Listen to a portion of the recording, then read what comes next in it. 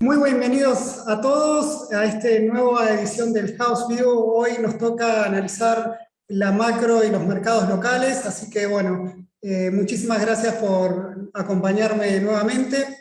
Vamos a ver si esta vez podemos evitar problemas técnicos, así que voy a empezar a compartir pantalla. Lo que tenemos acá como buena noticia, tenemos un fuerte incremento en los precios de las materias primas, de los precios agrícolas en particular, básicamente porque es lo que a nosotros nos incide más en nuestra balanza comercial.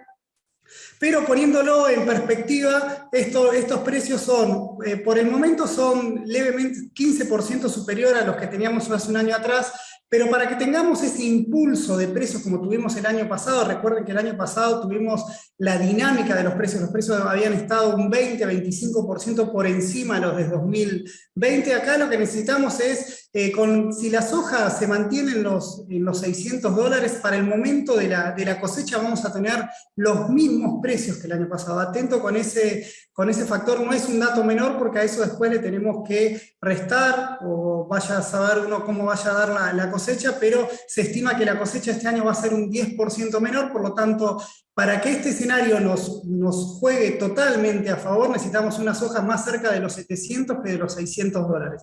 Pero bueno, peor es nada, y peor hubiese sido que la soja se hubiese quedado en los 400, $420 que estaba. Esto obviamente mejora nuestras perspectivas relativas, digamos, nos obliga a ajustar un poquito nuestras estimaciones, y después tenemos otro factor que nos juega a favor, al menos en el corto plazo, que es esta debilidad que está teniendo el dólar a nivel global, básicamente, sobre todo contra las monedas latinoamericanas. En este sentido se destaca mucho el real brasileño. Tengan en cuenta que el real es más o menos el 15% de nuestro tipo de cambio real multilateral total, y eso obviamente un real que pasó de 5,70 a 5,10, esto les da aire al tipo de cambio real que el año pasado se comió una apreciación del 20%. Entonces, estas dos situaciones que tenemos en el contexto internacional un poco que nos enfrían, digamos, nos mejoran en el margen nuestras perspectivas, aunque no son solución de nada, pero como siempre digo, peor hubiese sido que el tipo de cambio continúe apreciándose y que los commodities se mantengan estables. Esto nos da un poco de aire y nos da mucho aire al mercado cambiario, un banco central que festeja este contexto, básicamente porque nuevamente nos vuelve a jugar muy a favor la excelente liquidación que está haciendo el complejo agroexportador de cereales y oleaginosas. Hoy, con las proyecciones que estamos manejando cómo va a terminar febrero va a terminar con casi liquidación por 2.900 millones de dólares. Esto es la anomalía, ¿no?, que tiene respecto a enero. No solo vamos a tener un fuerte incremento respecto al 2021, que ya había sido bueno, sino que también tenemos una buena performance respecto a enero pasado, algo que nunca sea, siempre por lo general febrero es más flojo que en enero. Bueno, acá tenemos la doble, digamos, es mejor incluso a enero, y ni hablar a lo que fue el promedio histórico de liquidación del agro. O sea, oferta del agro no nos falta, de hecho estamos, como diríamos, embuchados de agrodólares. El agro claramente es el gran aliado que tiene el mercado cambiario, que lo tuvo el año pasado y lo está teniendo este año, y seguramente lo mantenga en lo que sigue del año. Ahora bien, todas esas buenas dinámicas que estamos teniendo en el contexto internacional, con commodities en alza, un real que se va apreciando, que va bordeando los 5 reales por dólar. Al Banco Central tenemos la mala suerte que se les escurren esos dólares. Fíjense ustedes acá, ustedes ven la evolución de lo que liquida el agro. Esto es lo que les mostré en el cuadro anterior. Fíjense, en febrero del año pasado habían liquidado 2.100 millones de dólares, ahora el agro está apuntando a liquidaciones por más de 2.800 millones. Sin embargo, el Banco Central, lejos de comprar divisas para acumular reservas internacionales y fortalecer su poder de fuego para las épocas de vacas flacas, bueno, se les escurren esos dólares y no logra tener desde agosto del año pasado un superávit en el mercado cambiario consistente, potente, que verdaderamente mueva la vara. ¿Qué es lo que está detrás de este escenario? Bueno, claramente en un contexto de cepo, represión financiera y una economía que creció y creció bien el año pasado, ahí reconocemos un buen dinamismo del nivel de actividad, con varios factores detrás, entre paréntesis ponemos el plan platita que hizo el gobierno en la última mitad del año, pero lo importante acá es que la demanda de divisas se escurre, digamos, todo, no importa los términos de intercambio sumamente favorables, no importa que el real se aprecie y no importa que el agro liquide mucho, básicamente dólar que entra, dólar que se va.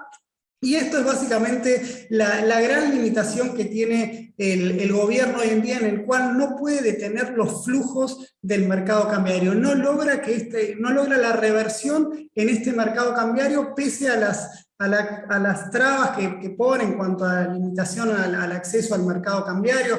Bueno, en la última semana nuevamente volvió a darle la vuelta de rosca más a la limitación para el pago de algunas importaciones, es decir, acá lo que está detrás de esto es que una economía que va creciendo y con cepo mediante los dólares, por lo general es lo natural, en una economía que tiene cepo, por lo general las reservas internacionales difícilmente puedan subir más allá de alguna ilusión de corto plazo que detenga la demanda. En el largo plazo la demanda se va acomodando a esa brecha amplia.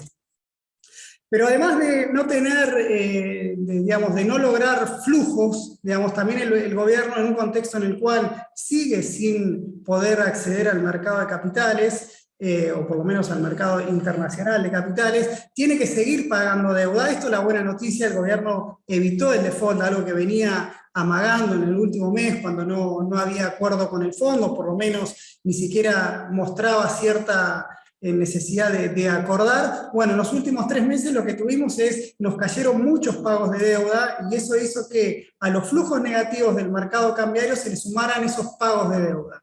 Corolario de toda esta situación de malos flujos y pagos de deuda es que nos quedamos sin reservas netas. Como ustedes pueden ver acá, esta línea Bordeaux que yo veo acá, fíjense que el año pasado solamente recuperó cuando entraron esos DEX que nos cayeron del cielo, esos 4.400 millones de dólares que con el correr de los meses se fue usando para pagar deuda y esto generó que las reservas netas terminen el año pasado prácticamente en 1.000 millones, la mitad de lo que había tenido en diciembre de 2020, y este año, según mis cálculos, estamos en un saldo negativo de más o menos 200, 300 millones de dólares de saldo negativo. Esto no pasaba esto desde diciembre del 2015, o sea que acá, ¿cuál es el cálculo de reservas netas que utilizamos nosotros? Bueno, es no muy distinto a lo que usa todo el mercado, esto es bastante obvia la definición, es un poco también la que usa el Fondo Monetario a la hora de medir las reservas internacionales, que esto es a las reservas brutas, le sacamos los encajes en moneda extranjera, le sacamos los swap o pases en moneda extranjera, como le llaman, que ahí está el swap con China, que son más o menos 22.000 millones de dólares, le sacamos los préstamos que tiene el Banco Central con el BIS y otros bancos centrales, y esa cuentita más o menos nos da que de los 37.000 que informa el Banco Central, como brutos, en términos netos, no tiene nada. Y esa es la gran debilidad que tiene el gobierno hoy, que tiene la economía en general. Dentro de todos los desequilibrios que tiene, bueno, empezamos a transitar un camino en el cual el Banco Central no tiene poder de fuego para controlar esos flujos cambiarios. Entonces, acá empieza a entrar el debate entre más cepo o liberar un poco el tipo de cambio. Y ese trade-off es el que nos va a acompañar a lo largo de todo el año. El final de la historia lo sabemos, parece como una novela venezolana en cual van estirando capítulos, pero el final de la novela ya lo sabemos. Digamos, una economía difícilmente pueda sostenerse en el largo plazo o en el mediano plazo con brechas entre el tipo de cambio oficial y el paralelo por arriba del 100%. Entonces, más allá de los zigzagueos que pueda tener en el corto plazo, es inviable poder estimar una economía estable por mucho tiempo con estos niveles de brecha.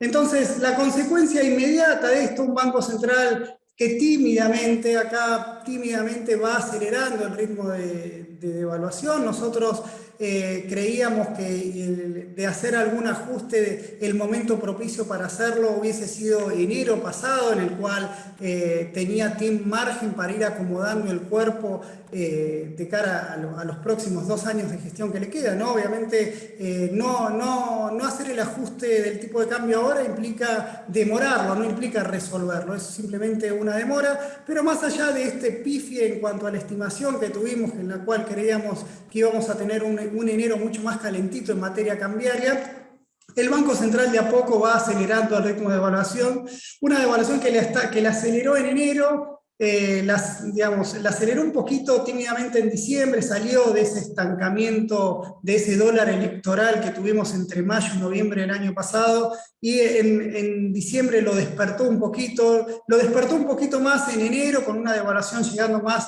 al 30% anualizado.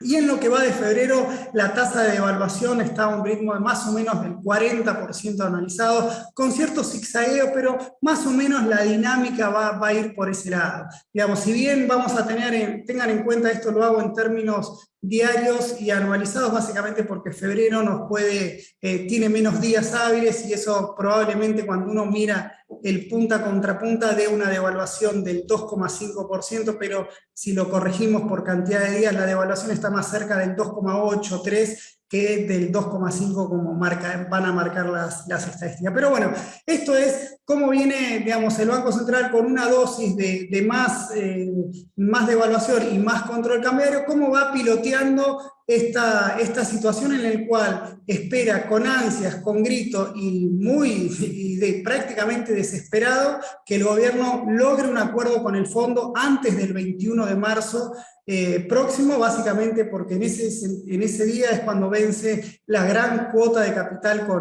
la primera gran cuota de capital con el fondo, perdón, la segunda, 2.800 millones de dólares que deberemos afrontar, y para lo cual el Banco Central no tiene las reservas. Hoy en día yo les comenté que tiene reservas netas negativas y puede ir usando parte de los encajes, no sé dónde podrán meter la mano, pero es algo mucho más modesto, digamos. Obviamente no puede manotear 3.000 millones de dólares de encajes de los depósitos. Básicamente nosotros no creemos que ese sea el escenario, creemos que ese sería un escenario mucho más disruptivo, mucho más riesgoso incluso. Así que por el momento nosotros creemos que el Banco Central está muy preocupado con no tener ese poder de fuego, y por eso el tipo de cambio no le queda otra que ir soltándole la mano de a poquito. ¿Por qué no se la suelta del todo? Bueno, nosotros creemos que ese no salto cambiario es una cuestión más estratégica en las negociaciones, no solamente en las negociaciones con el fondo, sino en las negociaciones con el propio oficialismo. Digamos, obviamente no puede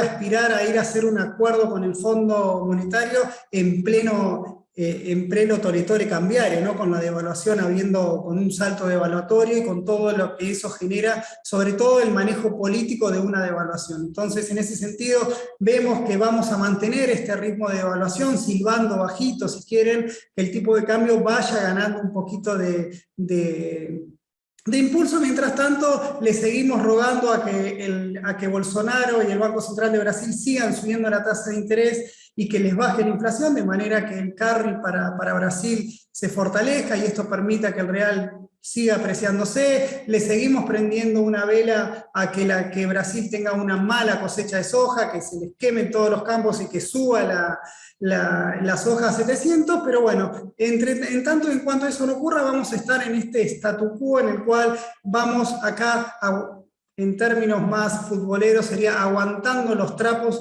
hasta que llegue el ansiado acuerdo con el fondo. Después vamos a hablar un poquito más en detalle de por qué todavía no tenemos un acuerdo. Entonces, lo que sí también está bueno reconocerlo y está bueno marcarlo es esta descompresión que tuvieron los tipos de cambio paralelos, en lo cual, y esto bajó un poquito la brecha, fíjense, tampoco es para festejar mucho, ¿no? Pero acá lo que tenemos es el tipo de cambio implícito, allá cuando estábamos amagando con cierto default, con la deuda con el fondo, esas expectativas, cuando parecía que se veía un futuro mucho más complejo del que estamos hoy en día. Bueno, después del anuncio del pago y del primer preacuerdo o marco de entendimiento, como le quieran llamar, el tipo de cambio paralela descomprimió y eso nos bajó la brecha a la módica suba al 100%, un poquito menos, o a veces de acuerdo al tipo de cambio que utilicemos, pero seguimos con una brecha insostenible, una brecha del 100% no es muy sostenible, es lo que nosotros creemos de por qué vemos necesario la cobertura del tipo de cambio. En tanto, cuando lo vemos con un indicador, que esto no es una, esto es, tómenlo como un indicador, no es una regla, es cuando seguimos lo que hace el tipo de cambio y lo comparamos con una especie de un tipo de cambio de convertibilidad, que esto es los pesos que están circulando en la calle, sumado a los depósitos en cuenta corriente que tiene el sector privado, sumado a la mitad de los plazos fijos, es totalmente discutible el método, pero acá lo que nos interesa es como medida cualitativa qué nivel tenemos de reservas internacionales respecto a los pasivos monetarios que tiene el Banco Central, y ese indicador nos está dando todavía que el tipo de cambio, este tipo de cambio implícito que bajó tanto, bueno, podría estar en un nivel más, un piso que para los próximos meses. Obviamente esto en el corto plazo es muy difícil de decir, bueno, que lo vaya a buscar a ese tipo de cambio de 230, pero sí lo que nos da esa sensación que en términos relativos esa caída del tipo de cambio implícito es un poco exagerada a la luz de la situación, la situación del balance del Banco Central, ¿no? Entonces, por otro lado tenemos, como les dije, un Banco Central tratando de aguantar los trapos con las reservas que se les escurre de las manos, y por otro lado tenemos una inflación que, digamos, lo mejor que tenemos de esta inflación es que es previsible, digamos, que sabemos que no nos sorprende lo alto que es, a lo que hemos llegado, ¿no? Fíjense el dato calentito, ¿no? Salió el martes una inflación que en enero superó el 3,88%, digo, para ser un poquito más preciso. Es una suba que por ser enero es una suba de las más altas de los últimos 30 años, solamente superada por el 4% del año pasado, por el 4 y pico por ciento que tuvimos allá en el 2014 tras la devaluación que hizo Kicillof, pero no mucho más. Es decir, es un mes en el cual, pese a no haber hecho ajustes de tipo de cambio, pese a no haber hecho ajustes de tarifas, la inflación sigue navegando en torno al 3,5, 4%, y esto hace que verdaderamente sea un terreno resbaladizo para cualquier plan de política económica si no se resuelve este tema. Digamos, más cuando ahora lo vamos a ver un poquito más de cerca, cuando está toda esa tierra bajo la alfombra. Esto es un tipo de cambio oficial que todavía tiene, digamos, está apreciado, ahora vamos a ver cuánto, una apreciación del 20% que tuvo el año pasado, y al mismo tiempo tenemos tarifas de servicios públicos que hace desde mayo de 2019 que prácticamente no se mueven, con una inflación promedio anual en torno del 45%, bueno, no hay mucho para agregar en cuanto a que este nivel de inflación es por demás preocupante, ¿no? Es demás preocupante sobre todo cuando vemos las perspectivas que es este 3,9 que dio enero. Bueno, para febrero y marzo creemos que se va a mantener con ese piso, incluso puede ser superior al 4%, por lo tanto ahí vemos, y si quieren agregarle un condimento más a esta mala situación si quieren, de la inflación, de la dinámica de precios, es el diagnóstico que tiene el gobierno en cuanto a su evolución y a cómo cree que lo va a ir resolviendo. Digamos, hace 3 meses que venimos con el tema de acuerdos de precios y demás, y la inflación no mejoró en absolutamente nada, incluso empeoró. Y lo que es peor es que el gobierno se conforma con que no haya superado el 4% en enero. Digamos, la verdad es bastante preocupante esos diagnósticos. Esperemos que sea solo discurso para la tribuna y no lo digan en serio. Pero bueno, una inflación en torno al 4% mensual, la verdad que nos marca como nosotros lo venimos diciendo desde el año pasado, Argentina entró en un nuevo régimen inflacionario, con la cual nos vamos a ir acostumbrando cada vez más a ver la inflación mensual por arriba del 3,5%. Recuerden, en la época de Cristina nos conformamos con que no supere el 2%, en la época de Macri ese subió al 2,7%, bueno, ahora ya estamos en un nuevo escalón del 3,5, 4% mensual. La verdad, esto es digamos, si quieren, es el fracaso de la política económica que tuvimos en los últimos 20 años, ¿no? Entonces, acá cuando lo vemos esta dinámica que están teniendo los precios, lo que están teniendo las tasas de interés, lo que está teniendo el tipo de cambio, acá este cuadro podría ser el título ¿Por qué hay cepo?, ¿no? Fíjense, la inflación le gana con creces al tipo de cambio, tenemos una inflación navegando al 65%, digamos, esto es lo que van a rendir como lo que va a devengar el SER en los próximos 30 días, un 65%. La devaluación que yo les dije, en el mejor de los casos al 42%, 40% más o menos, y tasas de interés que cuando el Banco Central recién movió la tasa de interés después de mucho tiempo, allá por enero de 2000, allá por el 6 de enero, bueno, la pasó de 42 a 44, digamos.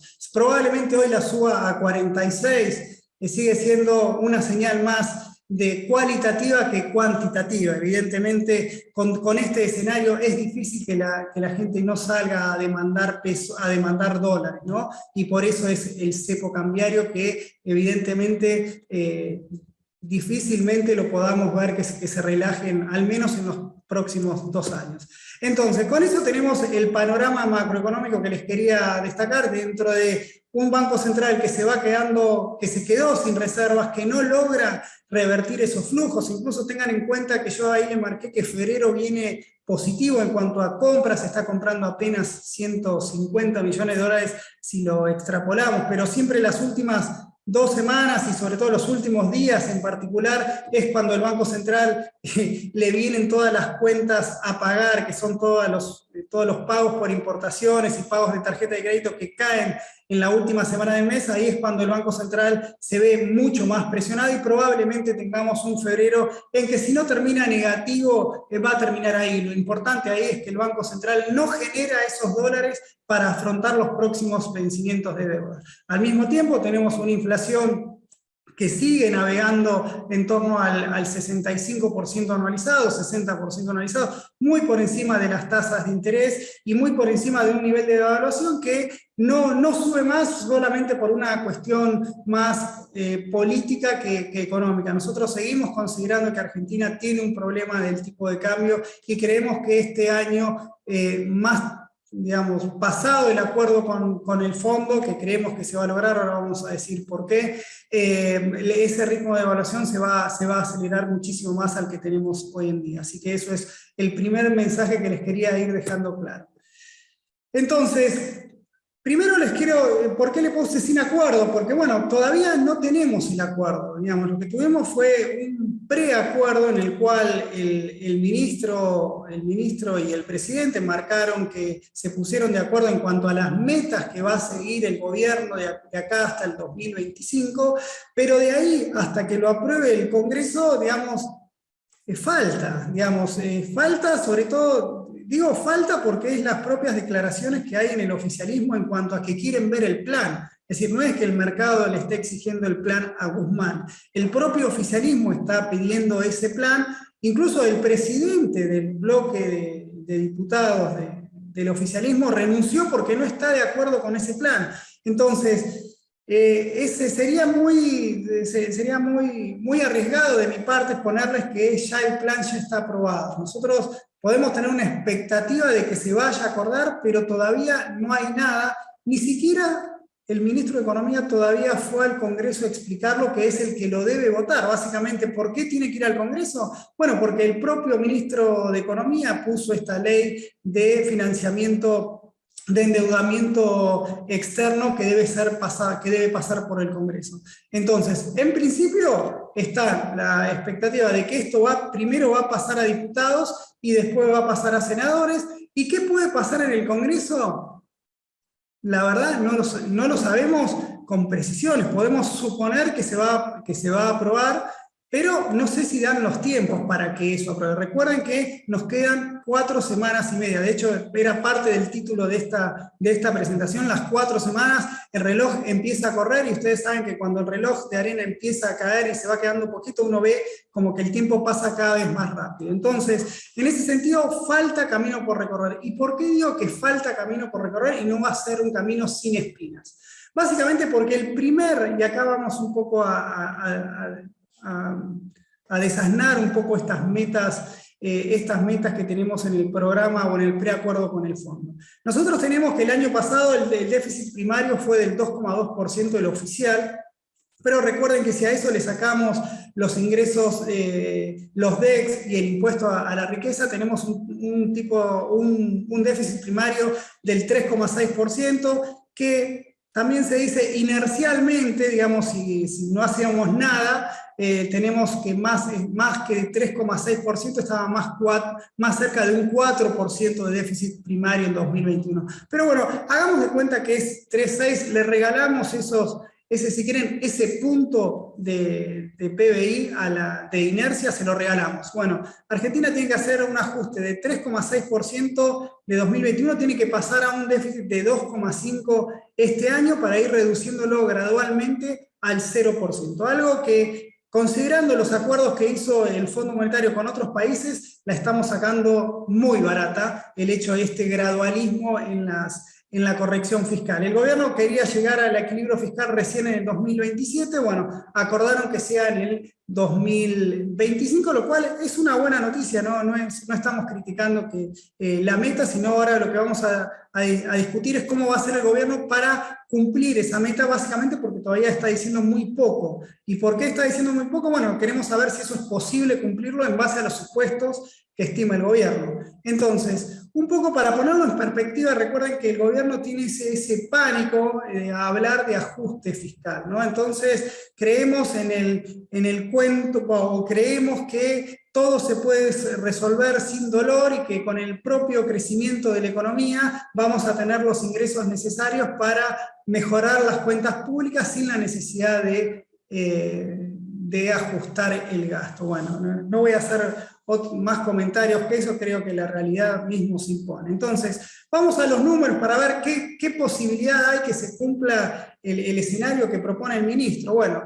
acá, como les dije, en los últimos 2 años, el déficit primario, el resultado fiscal, empeoró en 0,6 puntos porcentuales. Y eso pese al ahorro que tuvimos con la reestructuración de deuda y ese ahorro que hicimos en el pago de intereses. ¿Qué es lo que pasó? Acá, ojo, no está la excusa de la pandemia, lo pongo entre comillas, porque básicamente obviamente si lo hacemos contra el 2020, la cosa es mucho peor y entendiblemente peor. Pero bueno, vamos al comparando lo que pasó, las cuentas públicas en 2021 respecto a las cuentas públicas en 2019. 2 años con bastante dolor los dos, tampoco que 2019 fue la panacea, recuerden, no les voy a contar a ustedes lo duro que fue sobre todo ese segundo semestre, pero en términos, para ver la foto donde estamos parados, bueno, tuvimos que en los últimos 2 años, por crecimiento, sin suerte, que fueron la mejora en los términos de intercambio, los ingresos por DEX, el impuesto a la riqueza, esta mayor presión tributaria que le aportó un punto más de recaudación al Tesoro, bueno, solamente subieron los ingresos tributarios un 0,3% del PBI. Digamos, ustedes me pueden decir, bueno, la economía prácticamente está en igual nivel que en 2019, incluso un poquito por encima, incluso el gobierno un poco también festeja esto y afortunadamente que sea así, que tengamos mayor nivel de producción que en 2019. Sin embargo, el propio gobierno sabe en sus propias estimaciones que el PBI este año y en los próximos años difícilmente tenga tasas de crecimiento chinas como para que tengamos ese vendaval de recaudación tributaria. O sea, en el mejor de los casos podrá aportar algo, pero el gran problema acá para ajustar, para bajar ese más de 1,5 punto el déficit fiscal, es empezar a ver qué pasó en el gasto primario. Un gasto primario que en los últimos 2 años subió casi 3 puntos del producto. Y cuando vemos dónde está ese gasto primario, que por qué subió casi 3 puntos, bueno, tenemos el gran protagonista acá, que es el gasto en subsidios. Ojo, tenemos que explicar los 2 puntos adicionales que subió el gasto, porque recuerden que acá que lo único que ajustó fueron las jubilaciones, digamos que esto fue un ajuste, digámoslo, transitorio, básicamente porque hay un rezago en la fórmula que hace que las jubilaciones lo corran por detrás de la inflación.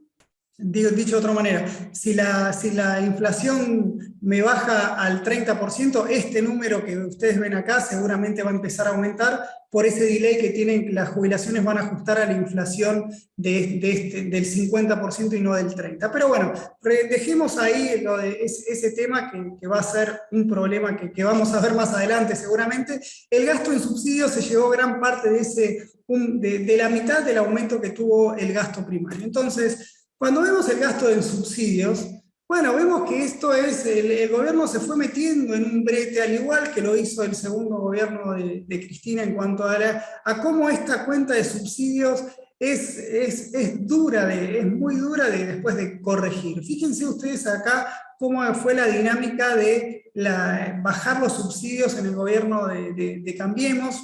Pasamos de poco más del 4% del PBI a 1,6 del PBI, casi 3 puntos menos de gasto en subsidios, lo que le complicó al gobierno manejar esa situación en un contexto, obviamente, la salida de subsidios implica suba del precio de la energía, algo que vamos a ver a continuación, pero es algo no es fácil de manejar, bajar esta cuenta.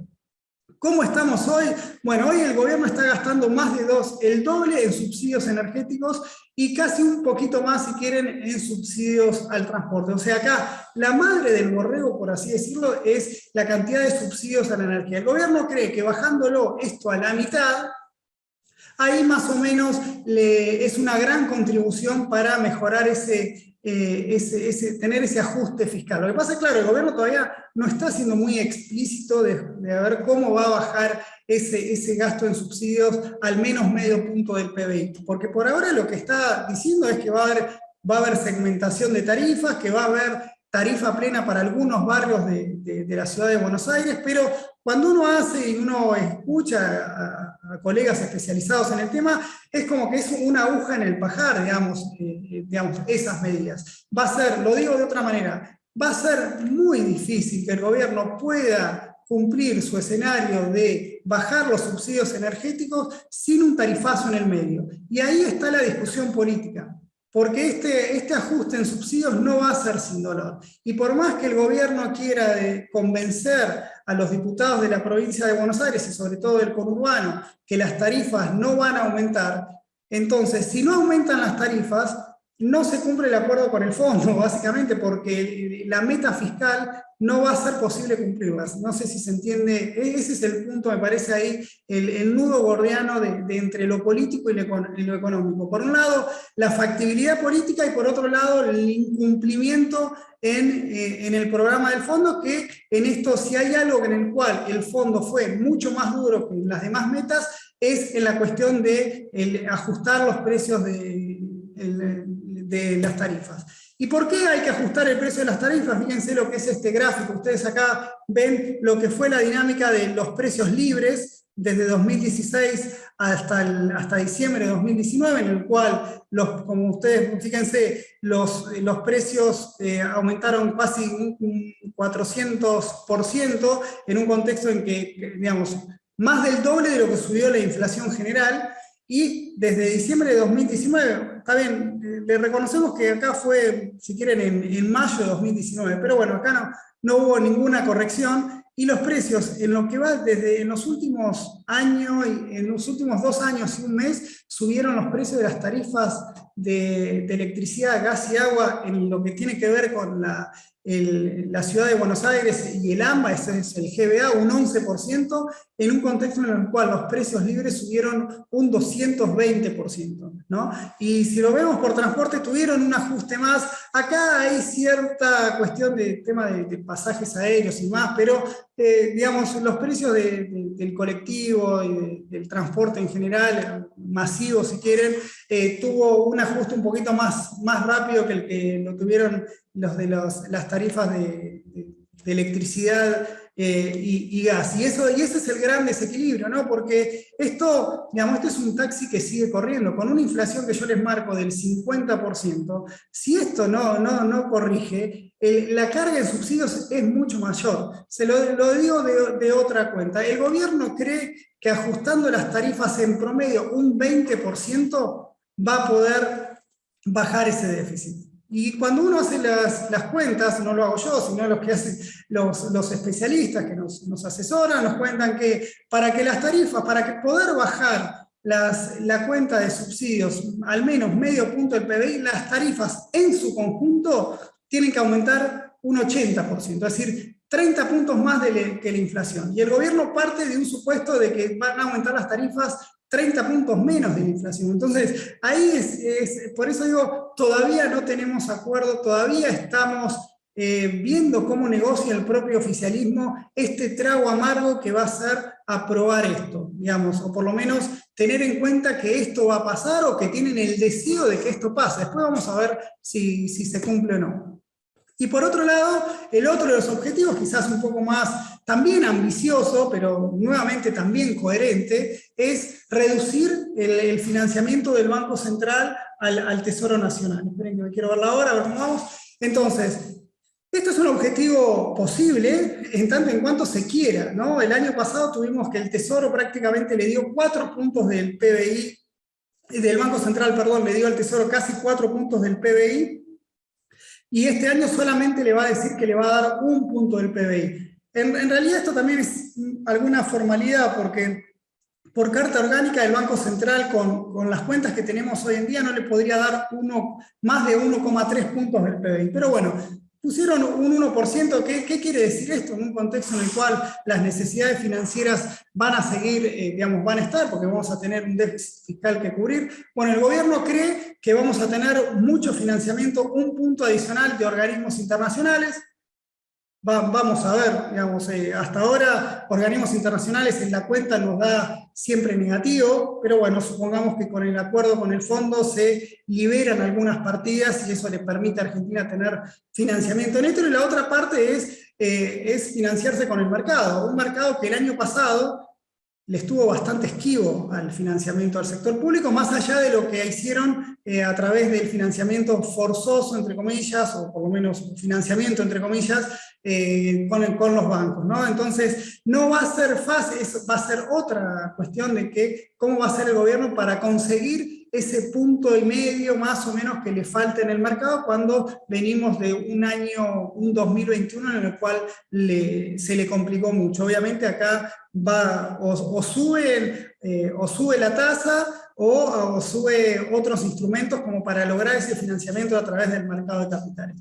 Vamos a ver, por ahora enero arrancó bien, febrero viene bien, pero la pelota de vencimientos que tenemos este año es importante. De acá hasta abril, mayo vamos a tener financiamiento de deuda en torno a los 500.000 millones de pesos todos los meses, lo cual es algo desafiante. Acá no estamos para decir si lo va a cumplir o no, simplemente digo que es muy sanamente desafiante. Vamos a ver cómo Obviamente que el sanamente desafiante implica el compromiso del gobierno para lograrlo y actuar en consecuencia, que actuar en consecuencia sería subir un poco más las tasas de interés, algo que está bastante reacio a hacerlo, ¿no? Y por otro lado, el otro último componente acá es las reservas internacionales, algo que lo hemos marcado durante todo el año pasado, y acá vamos a la crueldad de que muestran los datos del propio balance cambiario. Fíjense cómo leemos esto, porque siempre el gobierno va y muchos colegas festejan, o por lo menos es bueno que Argentina tenga un saldo comercial superavitario. El año pasado el balance cambiario arrojó un superávit en la balanza de bienes de 15.300 millones de dólares, la verdad es muy bueno, pero acá ustedes ven cómo nos escurrieron todos esos dólares, aún con cepo, por eso lo siguen, aún con cepo y aún con pandemia, o por lo menos con limitaciones al movimiento. ¿Por qué se nos fueron estos 15.300 millones de dólares? Bueno, tenemos que la cuenta de servicios, esto es todo lo que es viajes, pagos profesionales, pago de tarjeta de crédito, toda esa bolsa que va ahí, son 4.400 millones de dólares que se fueron el año pasado, prácticamente un 30% más a lo que fue en 2020. ¿Por qué fue un 30% más? Bueno, porque la cuenta de viajes, pese a las limitaciones, pese al impuesto país, pese al adelanto de ganancias, y pese a viajar al exterior y no saber si volvés, bueno, toda esa cuenta el año pasado nos fueron casi 3.000 millones negativos. Digamos, el doble, digamos, Viendo en perspectiva, bueno, es poquito considerando que en 2019 esta cuenta llegó a ser de menos 7.000. Pero bueno, es una cuenta que nos saca dólares. Después, las empresas van pagando intereses. Los intereses también pagan algo de utilidades, poquito, pero bueno, algo mueve ahí. Otro 2.700 millones de dólares. Después, el Banco Central usó el año pasado 2.200 millones de dólares para contener erróneamente la brecha cambiaria. Como vimos, poco sirvieron estos 2.200 millones de dólares que usó para intervenir en el mercado, porque la brecha se fue del 60 al 100%. De formación de activos externos, esto es lo que es la FAE, bueno, está totalmente controlado eso, digamos, con el cupo fueron 600, con el cupo fueron 600 millones de dólares en el año, y al tiempo que tenemos los pagos de deuda privada por casi 5.000 millones de dólares. ¿Cuánto nos jugó organismos internacionales y el Fondo Monetario? Aún con el ingreso con DEC, bueno, se fueron casi 1.000 millones de dólares. Es decir, fíjense la suerte que tuvimos el año pasado de haber recibido esos DECs, ¿no? Digamos, ahí también se explica por qué el año pasado también éramos más alcistas con la evolución del tipo de cambio, porque no teníamos esas reservas. Nos cayó de rebote esos DEC por 4.400 millones, y si me apuran también les digo que de acá de estos 15.200 millones de dólares de superávit comercial, al menos denme 7.000 que fue por suba de precios internacionales. Cuando hacemos el Banco Central, o el gobierno, en la meta que tiene con el Fondo Monetario, aspira a recomponer este nivel de reservas. El año pasado con todo esto no subió, digamos, cayeron en términos punta contra punta 100 millones de dólares. El gobierno cree que, bueno, si el Fondo Monetario nos devuelve los 4.400 millones de dólares que usamos, automáticamente el objetivo de acumular reservas internacionales ya estaría hecho. Bueno, no es así, digamos, no es así, porque lo que necesita el gobierno es que el balance cambiario quede neutral. Quede neutral, y como yo les mostré en las diapositivas pasadas, un balance cambiario que está siendo desde agosto del año pasado deficitario, y solamente es superavitario en los momentos de, bueno, si no es superavitario en mayo y abril, bueno, ahí sí estamos en grandes problemas. Pero los flujos del mercado cambiario, por todas estas cuentas que yo les voy comentando acá, y mes a mes vamos viendo, no alcanza para acumular esas reservas internacionales. Entonces, nuevamente acá decimos, bueno, ¿cómo va a ser el gobierno para lograr ese objetivo de que por lo menos que entra se quede ahí en las reservas y no se toquen? Bueno, por eso consideramos que nuevamente el escenario de ajuste de tipo de cambio vuelve a rondar en estos gráficos, sobre todo para cumplir. Entonces, sobre todo para cumplir, ojo, digamos, no. Y acá vienen cuáles son los vencimientos, estas cosas que es acordar o acordar con el fondo, básicamente porque no es ya, si quieren puedo cortar el gráfico acá en marzo. Si en marzo no tenemos acuerdo, bueno, sería un muy mal escenario. Recuerden también que tenemos vencimientos de títulos de deuda que afrontar, que de deuda reestructurada, no es mucho, pero en un contexto en el cual no tenemos reservas internacionales, obviamente que suenan las luces amarillas. Perdón, no son los 2.800 estos de títulos reestructurados, están más acá, son los 800 millones que vencen en julio y que ya vencieron también en abril. Acá está el Club de París, ¿no? Que suponemos que si hay un acuerdo con el fondo, esto se podría refinanciar. Pero bueno, son expresiones de deseo, son proyecciones que uno puede hacer porque uno cree que el acuerdo sale por una cuestión de que nadie se va a suicidar, pero bueno, es loable mantener el mapa de riesgo bien en la cabeza para saber dónde uno está parado y saber si el mercado se equivoca o no se equivoca, que de eso se trata, ¿no? Entonces, nuestro resumen de la conclusión de por qué no hay acuerdo: nosotros creemos que las metas más allá de que no se haya firmado, es una señal que dio el gobierno de no suicidio, haber hecho el default en febrero, es una señal. Las metas un poco lo tomamos como un ordenador de este desequilibrio generalizado en todas las variables macroeconómicas, pero lo vemos como algo necesario, pero, digamos, también es desafiante, no va a ser fácil. ¿Por qué no va a ser fácil? Porque no va a ser fácil bajar el déficit fiscal, no alcanza con el diagnóstico del ministro y no alcanza con las declaraciones de que van a ir segmentando las tarifas para bajar subsidios. Eso genera esa tensión política por la política tarifaria. En el Congreso habrá que contar los porotos, habrá que ver si el gobierno después, si no llega con los votos. Fíjense que tenemos todo lo que tiene que pasar. Tiene que ir a diputados. Después de diputados, si pasa, pasa a senadores, que tampoco está tan claro ahí qué va a pasar. Entonces, y después recién ahí mandarlo al fondo. Bueno, todo eso en 4 semanas, obviamente va a generar un rum en el mercado bastante interesante, lo pongo entre comillas, ¿no? Pero bastante decepcionante en ese lado, pero creemos que va a tener resultado un final positivo para todo esto, pero bueno, va a haber que estar con los dientes apretados. Aparte de esto, tenemos que las metas van a ser trimestrales, así que esto no va a ser un cheque en blanco y va a volver el fondo en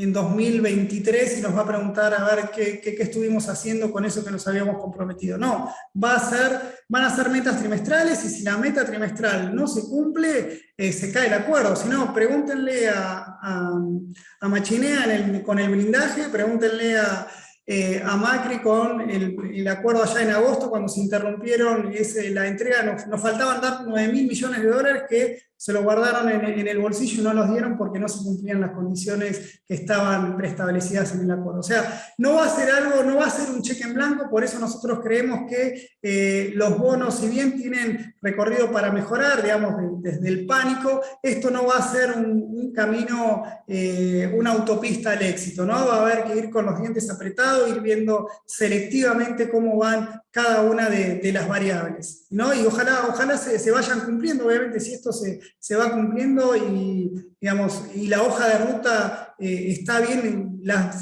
señalizada y el gobierno va cumpliendo esas normas de tránsito, seguramente las expectativas van a ir mejorando, pero hasta tanto eso no ocurra, recomiendo tener esos dientes apretados, ser selectivos. Entonces, para ir terminando, no me quiero perder, ¿cuánto vamos? Bueno, estoy medio demorado, pero bueno, un poco acá lo que marcamos es un mercado que evitó el pánico, pero tampoco es que se compró la vida feliz, ¿no? Más allá de la buena performance que tuvo ayer el Merval y los bonos, tenemos un riesgo país en torno a los 1.750 puntos básicos, que es más o menos lo que teníamos después de las elecciones y después del llamado del presidente en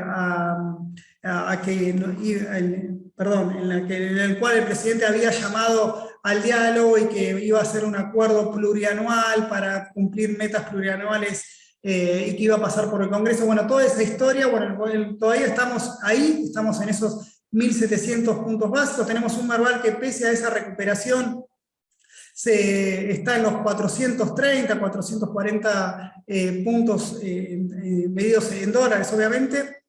Por lo tanto, es como que acá todavía no pasó nada, no hay un nuevo ciclo, un nuevo rally. Acá cuando lo vemos, esto es un poco más descriptivo, cómo evolucionaron esos bonos, este es el GD30, fíjense, del pánico a cierta ilusión. Bueno, ayer, como les dije, tuvieron una mejora interesante, pero bueno, acá esto va a ir evolucionando de acuerdo a las noticias que vayan llegando en el Congreso. Probablemente cuando esto, más allá de este camino espinoso que decimos de acá a las próximas 4 semanas, esto tiene más pinta de que haya sido un piso y esto probablemente podamos ver valores un poquito mejor en el rendimiento de los bonos, con un riesgo país que pueda seguir bajando un poco más, pero siempre ahí, ojo, no comerse, o por lo menos no creer que está todo resuelto y que Argentina puede bajar sostenidamente su nivel de riesgo. Acá cuando lo vemos en términos de inversiones en pesos, bueno, claramente acá es algo importante que les queríamos comentar también, qué está pasando con la curva SER y la curva de dólar link. Nosotros, si bien los dólar link, digamos, sufrieron, ¿no? este escenario en el cual, de acuerdo con el fondo y que no van a devaluar en el corto plazo y demás, esto le quitó brillo a los bonos ajustables por tipo de cambio. Creemos que todavía sigue habiendo valor porque creemos que ese ajuste del tipo de cambio va a llegar en lo que resta del año. Vamos a ver, digamos, obviamente, como siempre digo, esto no se escribe en una roca, sino son las perspectivas que tenemos de acuerdo a todo esto que les estoy comentando. En tanto que, obviamente, si hay algo seguro en este ciclo es que el SER va a seguir estando, va a seguir siendo un buen refugio de los pesos, con una inflación que va a rondar el 4%. Ya no tenemos el TX22 que vence ahora en marzo, sino que ya podemos ir migrando nuestras inversiones a los bonos un poquito más largo, el TX23, digamos que va a tomar toda esa aceleración o esa inflación alta, y esperemos que sea alta y estable para los próximos meses, y en definitiva también puede agarrar las esquirlas que pueda generar cualquier movimiento del tipo de cambio. Acá algo que después les vamos a mandar, como hacemos todas las semanas, son nuestras carteras en pesos, 2 carteras, una cartera de cobertura, la cual en todos los casos tiene una combinación de instrumentos tasa fija con instrumentos ajustables por tipo de cambio, ajustables por inflación, y también aprovechando la brecha, ¿no? Esto a través de los CDRs o obligaciones negociables con pago con contado con liqui, como puede ser la de Tecpetrol. Estas son las recomendaciones que nosotros ponemos para una cartera de cobertura o una cartera un poquito más balanceada que apueste a tener cierta ganancia de capital, en el cual, si quieren, las perlitas ahí son más o menos qué puede pasar, tener un 20% de nuestras carteras CDRs, en la cual algo que venimos viendo en los house view que hacemos de la economía global, creemos que es un buen momento. El S&P siempre de los CDRs es el que siempre recomendamos tener en la cartera, básicamente por su diversificación sectorial, y si tenemos que poner una ficha en algo más preciso, la cartera de la XLF que invierte en bancos americanos, creemos que es una buena alternativa. Finalmente, bueno, acá tienen, esto se lo vamos a estar enviando, incluso con el paper que ya lo tenemos listo para enviar. Un poco acá los bonos recomendados corporativos y soberanos, esto también lo tenemos como en términos de corporativos. Bueno, Aeropuertos Argentina 2000, Pampa Energía, TGS, YPF y Tecpetrol, como les comenté recién. En tanto que los bonos subsoberanos, estos días les vamos a estar enviando un informe sobre estos instrumentos, pero siempre mantenemos esta preferencia por los títulos de Santa Fe, Córdoba. Sumamos a los títulos de Tierra del Fuego, que son títulos garantizados por regalías petroleras, obviamente con un petróleo arriba de $90, obviamente queda por demás un poco más seguro, ¿no? También. Y también sumamos a Mendoza, que en el último año sus indicadores fiscales mejoraron sensiblemente, y esto le aporta bastante fortaleza financiera a la hora de cumplir con sus obligaciones. Finalmente, algo por el Merval, voy un poquito más rápido. Acá obviamente continúa la historia del riesgo país. Difícilmente el Merval pueda desacoplarse de ese Merval teórico que tenemos, medido con esa regresión con el riesgo país. Está en línea con este riesgo país. Obviamente, si el riesgo país va convergiendo más cerca de los 1.500 puntos, el Merval seguramente esté más cerca entre 450 y 500 dólares. Eso lo vemos probable. Estamos hablando de un periodo de acá a fin de año. Acá un poco cuál fueron ese impulso que tuvo el Merval en lo que va del año, un Merval que subió un 6,3%, en el cual obviamente se destacaron algunos papeles de la industria que están más en el panel general y no forman parte del Merval, pero después tenemos el sector de comunicación, ahí con Cablevisión, como esa mejora que tuvo en lo que va del año. Obviamente los papeles energéticos acompañaron, también el real estate acompañó, y si quieren la perla negra de lo que va de este año se la lleva un poco Mirgor con esta caída que tuvo de casi el 11%. acá lo tiene un poquito más detallado, perdóname que vaya un poquito más rápido.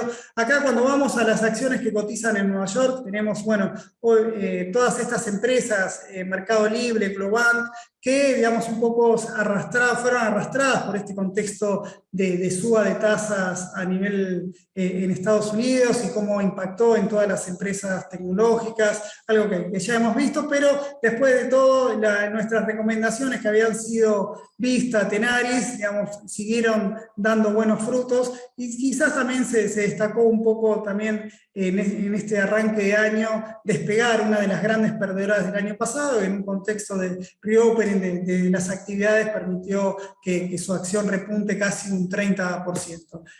Acá nosotros le estamos sugiriendo algo que es algo nuevo que estamos brindando, una especie de una cartera en acciones argentinas para el que la quiera ver. Esta es obviamente una cartera que mirarla más en el largo plazo, darle un poquito de tiempo, pero esto es más o menos lo que por fundamentas nosotros creemos que sería una buena combinación de papeles en el mercado local para quien le guste un poquito más las acciones que la renta fija, en un contexto que con inflación tan alta, obviamente el mercado de renta variable local es una cobertura a esa aceleración inflacionaria. Finalmente, bueno, para tener las acciones recomendadas, bueno, tenemos Mirgor, que seguimos creyendo que hay valor en esta empresa, pese a la caída del 11% que les mostré recién. Creemos que los balances, además de las perspectivas que hay en cuanto a la demanda de autopartes y demás,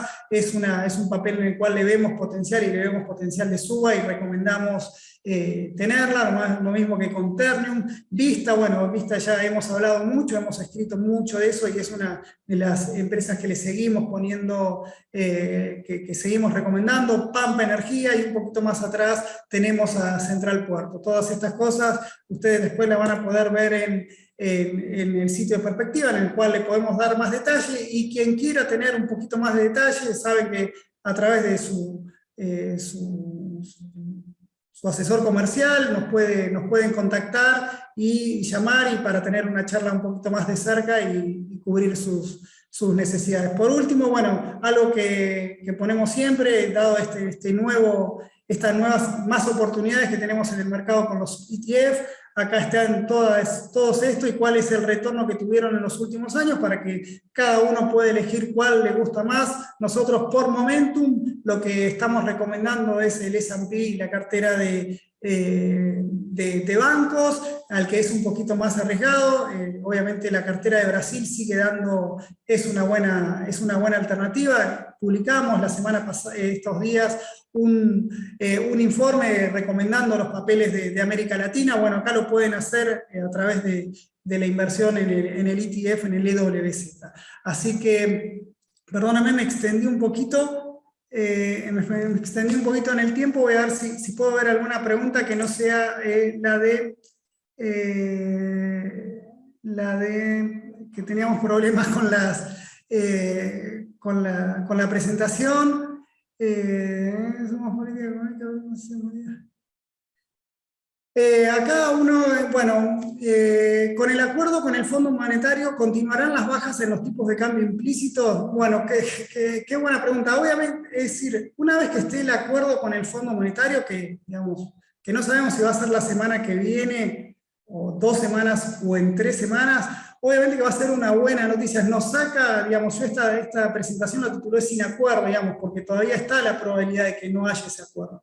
Una vez que el acuerdo, poniéndome dentro de un mes, que es cuando nos volvamos a ver, creemos que una vez que con el acuerdo firmado, digamos, la situación en el corto plazo se va a descomprimir, porque se va a descomprimir básicamente también porque te llega la temporada alta, la alta de ahora, de liquidación del agro, y eso te puede repercutir en las expectativas, en decir, bueno, pensando, ¿no? El gobierno pudo mantener su propia tropa, digamos, se comieron el sapo del ajuste, si quieren, o por lo menos así lo quieren marcar, y eso obviamente te genera cierta mejora en las expectativas, o nos despeja un escenario mucho más disruptivo, y en ese sentido podría seguir podría seguir estando en estos niveles, pero no lo vemos que tenga mucho recorrido para más abajo, por lo menos esta es nuestra expectativa de hoy. Todavía hay que digerir toda la expansión monetaria que tuvimos en diciembre del año pasado, es decir, no es que la expansión de diciembre fue en diciembre y nada más. Bueno, queda ahí, está entre nosotros esa pelota monetaria que está dando vuelta y obviamente en cualquier momento puede generar esa presión. Obviamente que es cierto que el cepo un poco disciplina esas cosas, pero una vez que la presión va, digamos, tampoco se puede vencer la gravedad. Entonces, yendo a tu pregunta concreta, creemos que la caída del tipo de cambio implícito tiene más pinta de que hasta acá llegó, lo vemos un poquito más para arriba, pero también una vez con un acuerdo con el fondo, en el corto plazo podés tener cierta expectativa de que la brecha te baje un poquito, pero no mucho más. La brecha, si no hay un ajuste del tipo de cambio fuerte en el medio, difícilmente la brecha pueda achicarse, bajar al 60%. A ver qué otra más. Bueno, ¿cómo ve la posibilidad de que la Fed aumente las tasas? Bueno, eso, perdón Emiliano, eso lo vamos a hablar en el house global, lo hablamos en el house pasado, un poco esto es una situación de tensión que obviamente está, con datos de inflación que vienen muy arriba. Por ahora, por el momento el mercado le crea que la Fed que con esa dosis de endurecimiento de política monetaria va a poder aguantar los trapos y bajar la inflación, por así decirlo, pero por el momento no vemos como que la suba de tipos de cambio de la Fed genere un shock en la economía global que te fortalezca el dólar y te haga derrumbar el precio de los commodities. Por ahora estamos en un escenario en que eso tiene más para seguir en el corto plazo que para bajar, ¿no? Los precios de las materias primas, más considerando problemas en la cosecha de Brasil, en el hemisferio sur, digamos, tenemos problemas de oferta en varios sectores, en varios commodities, y eso también es un soporte a la suba de precio de los commodities, y eso no favorece. A ver si tengo alguna otra más preguntas. Bueno, ¿por qué el TX23 y no el 24 o 26? Bueno, digamos, el TX23 es un bono mucho más líquido y vas a agarrar toda la inflación de este año. La inflación del año que viene va a ser, suponemos que va a ser alta también. Tu plano, tu horizonte de inversión es mucho más incierto y también estos bonos son mucho más volátiles. O sea, el TX23 creemos que es el más recomendado para estos tiempos. Así que bueno, creo que fui contestando todo y no me quiero extender tanto. Así que bueno, veo que cualquier cosa, como siempre, pregúntenle a su asesor y se comunican con nosotros, así de paso también le podemos enviar la presentación. Así que llámennos, que para eso estamos. Así que bueno, espero que les haya gustado, perdonen por la desprolijidad del principio y nos vemos. Esperemos que ya en marzo, bueno, quizás todavía no tengamos el acuerdo dentro de un mes, pero bueno, por lo menos que ya haya pasado por el Congreso. Bueno, muchísimas gracias, que tengan un buen mes y nos vemos en marzo. Gracias.